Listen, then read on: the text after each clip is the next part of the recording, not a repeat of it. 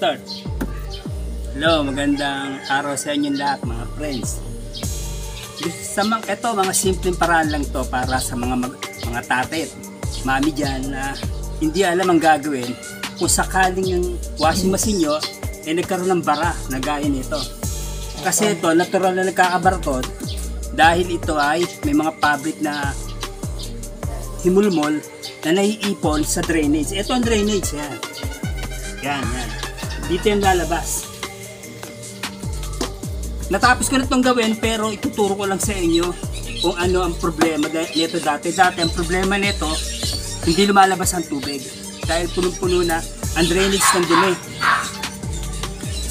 Ganito lang yan. Kung sakaling halimbawa mangyari sa inyo, nakikita nyo to, yan ang pinaka P-trap. Kumbaga sa lababo, ayun yung nakikita nyo parang letter U. Doon sa lababo na nakikita nyo. Kaya mga mami, mga daddy, kailangan nyo lang ng etong tools to, at saka to. Ay, gagi. Sige. Eto, Phillips, binuksan ko lang to dito, 3 piraso. Ito yung screw, tapos tinanggal ko lang itong takip. Ito yung takip. Tinanggal ko. Ngayon, nakita nyo na, bukas na, lilinis-linisin nyo na lang yan. Yung mga dumi, kung may pumasok bandaga, may ipis na namamahay, lilinisin nyo ng ganon. Ilawan nyo, tignan nyo rin ang tension ng belt kung okay pa yung belt. Tignan nyo kung may crack. Kung may crack na, pwede nyo nang palitan. Madali lang din tanggalin to. Pero ang hindi yan na ituturo ko. Ang ituturo ko sa inyo kung paano maglinis ng P-trap neto, ng drainage neto. Kung sakaling mahina ang labas ng tubig, o kaya paunti-unti lang ang labas, dito tayo pupunta sa main problem. Ito kasi yung dito yung naiipon yung himulmol. Bubuksan ko na mga friends. Ayan. Gagamit kayo ng adjustable wrench.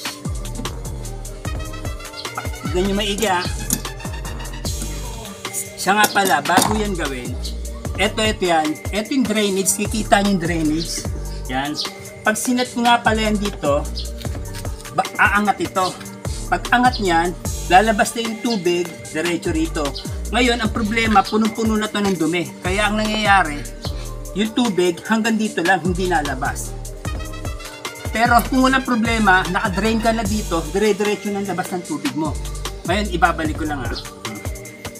Ngayon, halimbawa na, idinerain mo, walang lumabas na tubig.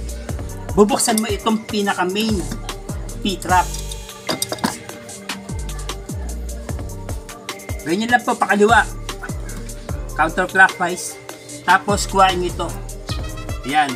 Dahil ito, nalinis ko na ito ng isang araw, wala ka nang makikita dumi. Pakita mo yung video.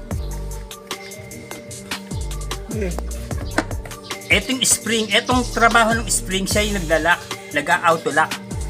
Manual. Ganun lang po yan. Pag nalinis nyo ito ng gusto, nalinis nyo na ito lahat, yun ang pinaka-effective na paraan. Yung iba kasi, pag nagpagawa ka, binobomba na puwersa ito. Ngayon, dito ka na pumunta sa pinakamadali at pinakasimple. Yung pinaka P-trap lang ang lilinisin nyo. Sana nasusundan nyo ako. Ibabalik ko na. Ayan. Nice. Ilan ano nito? Memory internal. Tatandaan nyo lang. Yung pagka, kahit sino, kahit si mami, kayang gawin to. Lalo na kung si daddy yung panonoorin nyo. Turuan nyo, ipakita nyo to para alam din nila kung ano, just in case na may mangyari, alam na nila ang gagawin. Ano yung basic? Yun lang po, pinakasimple. Sige po, hanggang sa susunod na pakikita ko sa inyo.